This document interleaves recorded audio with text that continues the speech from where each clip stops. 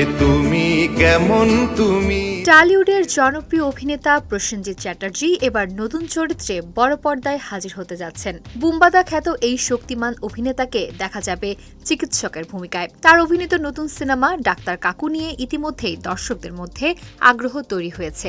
তবে সিনেমাটির মুক্তির তারিখে এসেছে পরিবর্তন।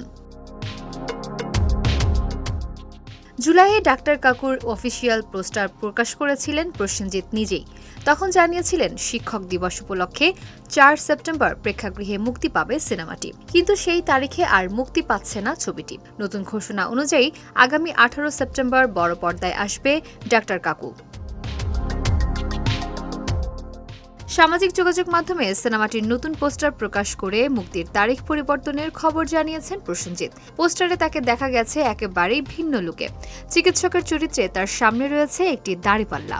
এর একদিকে রাখা হয়েছে কোটি কোটি টাকার প্রতীক, অন্যদিকে দেখা যাচ্ছে মুমূর্ষ রোগী। পোস্টারের মাধ্যমে অর্থের মূল্য আর মানুষের জীবনের মূল্যকে পাশাপাশি তুলে ধরা হয়েছে। নতুন পোস্টার প্রকাশ করে প্রসেনজিৎ লিখেছেন, অর্থ মূল্যবান, জীবন অমূল্য, দিন পিছক। ৪ সেপ্টেম্বর থেকে ১৮ সেপ্টেম্বর, কিন্তু দিন বদলাক, ডাক্তার কাকু আসছে।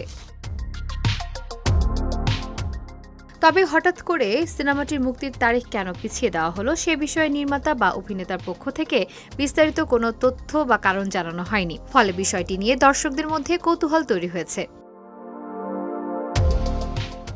নতুন চরিত্রে প্রসেনজিৎকে দেখার জন্য অপেক্ষায় থাকা দর্শকদের এখন আরও কিছুদিন অপেক্ষা করতে হবে। ১৮ সেপ্টেম্বর প্রেক্ষাগৃহে মুক্তির পরেই জানা যাবে ডাক্তার কাকু হিসেবে বুম্বাদার নতুন রূপ কতটা সাড়া ফেলে।